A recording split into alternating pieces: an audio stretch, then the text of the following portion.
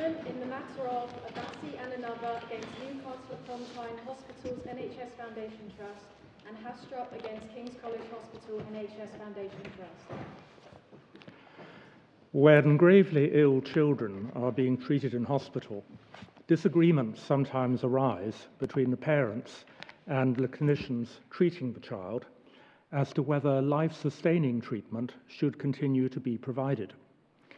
In circumstances of that kind, the NHS Trust may apply to the court for a declaration that it is in the best interests of the child that the treatment should be withdrawn. In some well-known cases in recent years, the reporting of proceedings of that kind resulted in the clinical team treating the child being vilified on social media and abuse being shouted at staff outside the hospital concerned. In order to guard against that problem, the practice has developed that NHS trusts, when they apply for a declaration of this kind, also apply for an injunction preventing disclosure by the parents or others of the identities of the hospital where the child is being treated and of the clinicians treating the child. These applications are not normally opposed by the parents or the media. Under current practice, such injunctions are granted for an indefinite period so that they continue to prevent disclosure of the identities of those involved unless and until someone successfully applies for the injunction to be varied or discharged. This appeal concerns the basis on which such injunctions can be granted, and in particular the basis on which they can be continued after the proceedings have ended with the death of the child.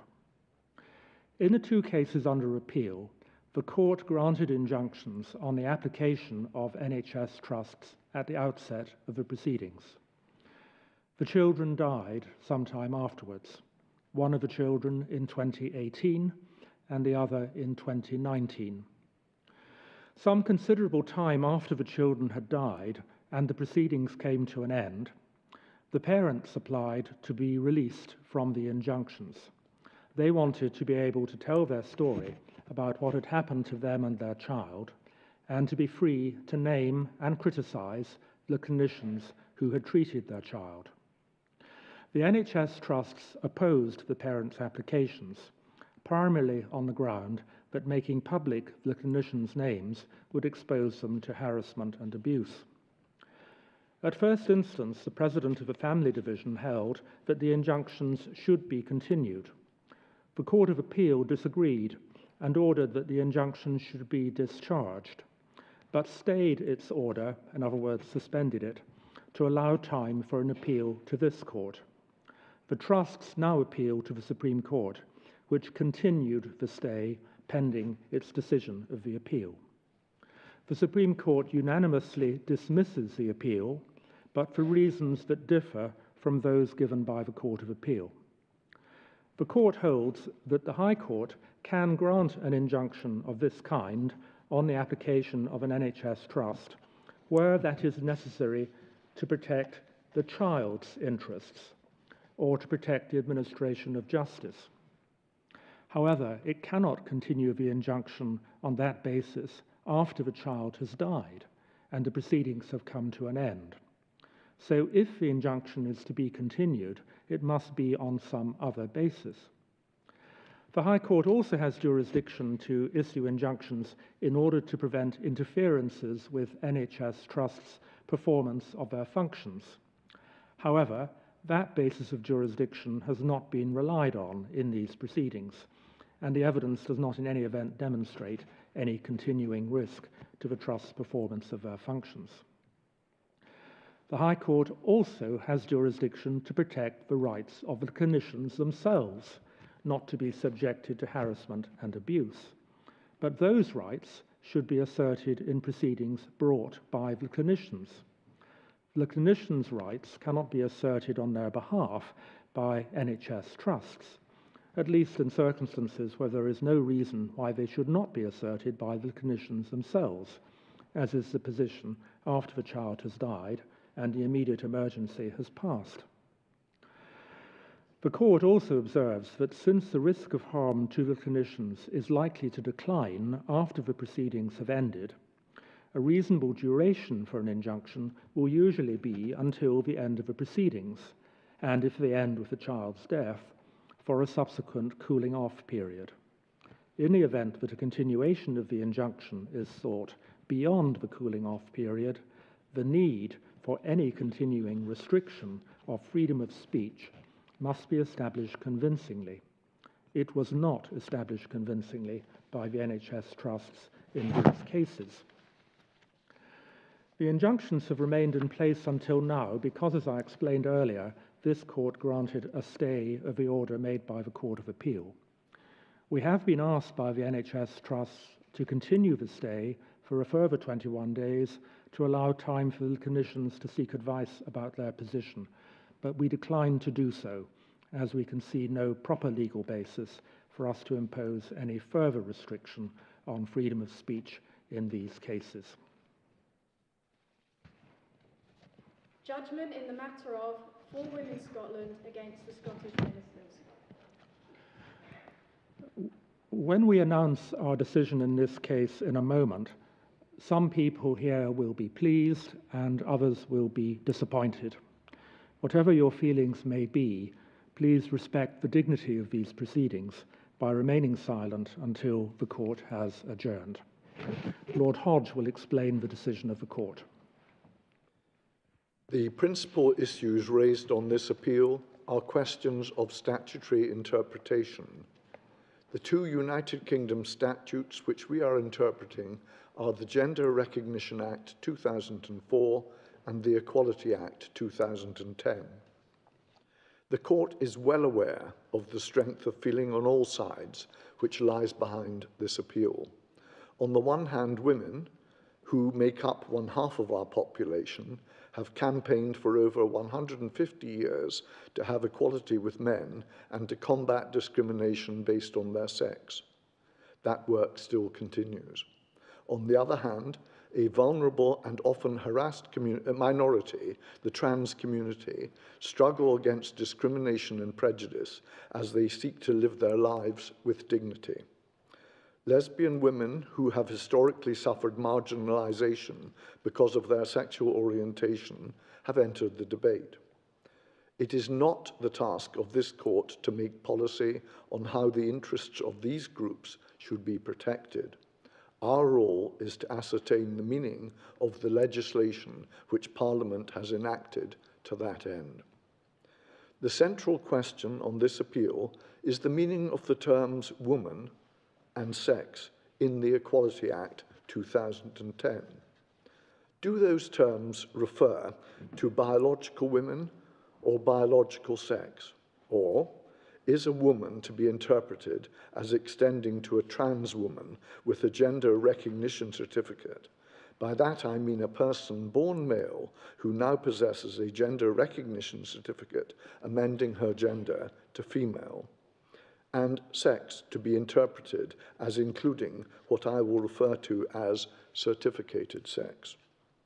The unanimous decision of this court is that the terms woman and sex in the Equality Act 2010 refer to a biological woman and biological sex. But we counsel against reading this judgment as a triumph of one or more groups in our society at the expense of another. It is not. As I shall explain later in this hand-down speech, the Equality Act 2010 gives transgender people protection not only against discrimination through the protected characteristic of gender reassignment, but also against direct discrimination, indirect discrimination, and harassment in substance in their acquired gender. This is the application of the principle of discrimination by association. Those statutory protections are available to transgender people whether or not they possess a gender recognition certificate. The questions which this court addresses have arisen in this way. the Scottish Parliament has sought to increase the representation of women on the boards of public bodies by enacting the Public Boards Scotland Act 2018. I will refer to that Act as the 2018 Act. The current challenges relates to the statutory guidance which the Scottish Government issued in 2022 following a successful legal challenge to the statutory definition of a woman in the 2018 Act and to the original statutory guidance. In the revised guidance, the Scottish Government, relying on its interpretation of the Equality Act 2010, asserts that woman, for the purposes of the 2018 Act, includes a trans woman who possesses a full gender recognition certificate, acknowledging her required sex as that of a woman. The campaigning charity For Women Scotland challenge the legality of that statutory guidance and submit that it is both wrong in law and beyond the competency of the Scottish Government. This challenge was rejected by both the Outer House and the Inner House of the Court of Session in Edinburgh. The courts held that Section 9(1) of the Gender Recognition Act 2004, which I'll now refer to as the GRA, had the effect that a person with a gender recognition certificate was entitled to be treated in law as having his or her acquired gender for all purposes. They addressed Section 9(3) of the GRA, which provides that the rule in Section 9(1) is, and I quote, subject to provision made by this Act or any other enactment or any subordinate legislation. The courts held that Section 9(3) has effect only if the terms and context of the subsequent enactment require it to be interpreted as disapplying the Section 9(1) rule. They held that the Equality Act 2010, which I'll now refer to as the EA, did not require such an interpretation except possibly in the provisions relating to pregnancy and maternity. For Women Scotland appeal to this court. Their appeal is opposed by the Scottish ministers. We have also had the benefit of submissions from 4 interveners.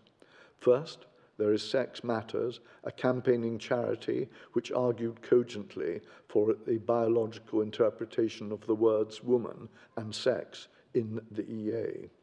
Secondly, the Lesbian Project and the LGB Alliance, which are also campaigning charities, pointed out the anomalies which would adversely affect lesbians if those terms were interpreted as certificated sex rather than biological sex. Thirdly, we had submissions from the Equality and Human Rights Commission, which I'll refer to as the EHRC, a British public body which has advised the Scottish Government on the interpretation of the EA. The EHRC supported the Scottish Government's interpretation of the EA, but expressed concerns about anomalies in the operation of that Act and concluded that the EA needed to be amended by Parliament. Fourthly, Amnesty International UK provided submissions on human rights issues relevant to the appeal. We are grateful to all the interveners for their assistance. In a judgment written by Lady Rose, Lady Simler, and me, with whom Lord Reid and Lord Lloyd-Jones agree, we unanimously allow the appeal. It's a long judgment, as the court analyses the GRA and the EA in considerable detail. In a hand-down address, I can only give a brief description of the reasoning. The court explains the principles which apply to statutory interpretation, including the need to give a coherent meaning to an Act of Parliament. By way of historical background, we point out that the Sex Discrimination Act of 1975, which is the relevant statutory predecessor of the EA, adopted a biological interpretation of the terms man and woman. the Sex Discrimination, Gender Reassignment Regulations, 1999, which I'll call the 1999 regulations, introduced a new protected characteristic of gender reassignment, which protects those who intend to undergo, are undergoing, or have undergone a process of gender reassignment. The 1999 regulations did not alter the definitions of man or woman in the Sex Discrimination Act. The judgment then addresses two central questions. The first is the meaning of the GRA. As I have said, the Scottish courts applied the rule in section 9.1 of the GRA to the definition of woman in the EA, as they didn't interpret the EA as qualifying that rule. So the first question is therefore, what is the meaning and effect of section 9.3 of the GRA? The court rejects the submission that for section 9.3 to operate, it is necessary to find an express statutory provision disapplying section 9.1, or that the other statute by necessarily implication disapplies the section 9.1 rule. We hold that all that is required is that the words of the other legislation, when interpreted carefully in their context and having regard to their purpose, are found to be inconsistent with that rule. That conclusion leads on to the second central question, which is whether the provisions of the EA are inconsistent with the rule in section 9.1 of the GRA. Answering that question involves a painstaking analysis of those provisions.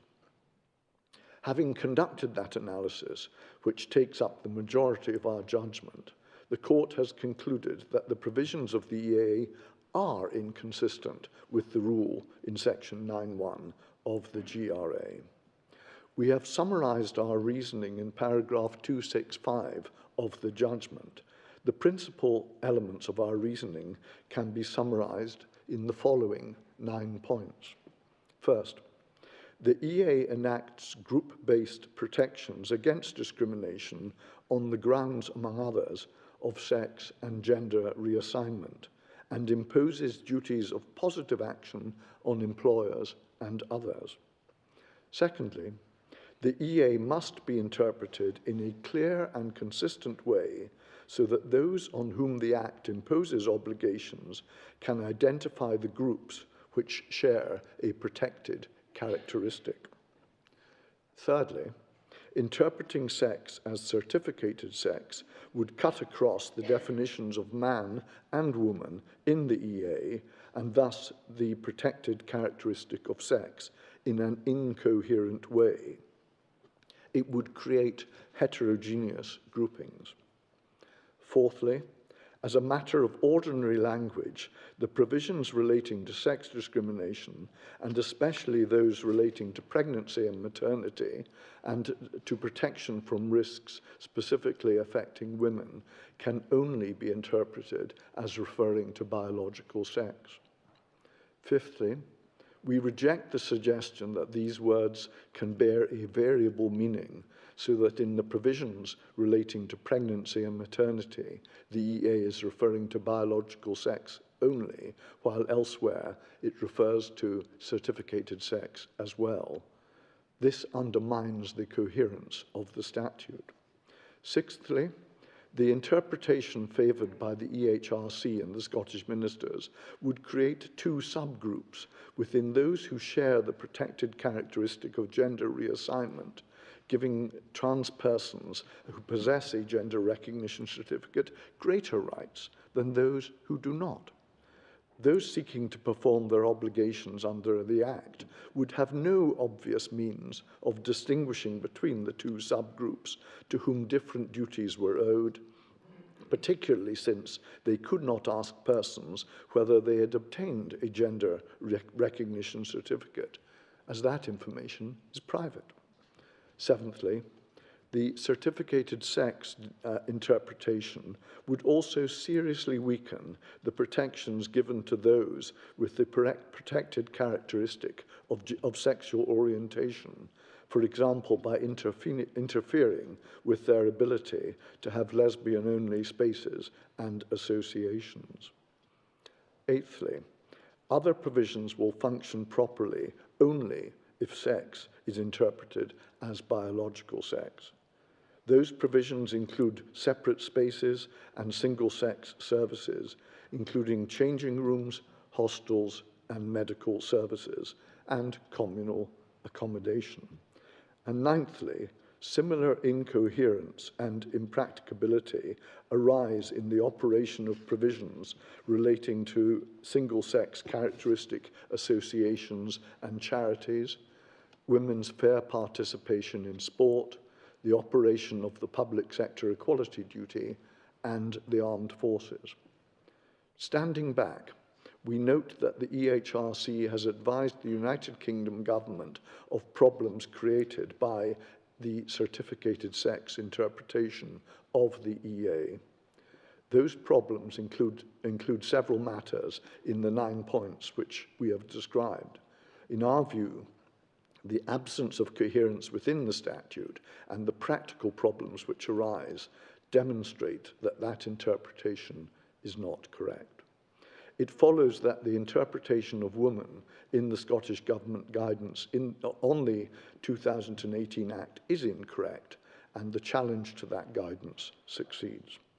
It also follows that the 2018 Act, correctly interpreted, is within the legislative competence of the Scottish Parliament.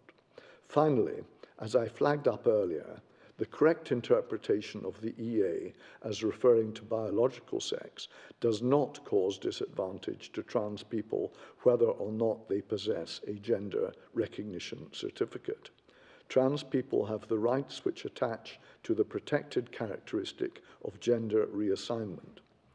In addition, as we explain between paragraphs 248 and 263 of the judgment, they have protection against direct discrimination, harassment and indirect discrimination by association with members of the sex with which they identify. A trans woman can bring a claim alleging sex discrimination because she is perceived to be a woman or by her association with women.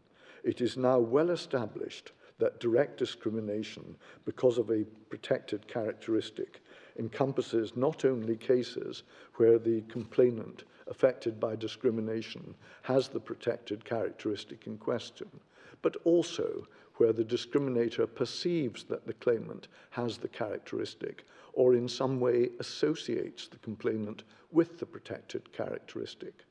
A trans woman is similarly protected against harassment under Section 26 of the Equality Act. Further, the principle of discrimination by association remains part of our law, see Section 19A of the EA, and protects transgender people against indirect discrimination, regardless of whether they possess gender recognition certificates.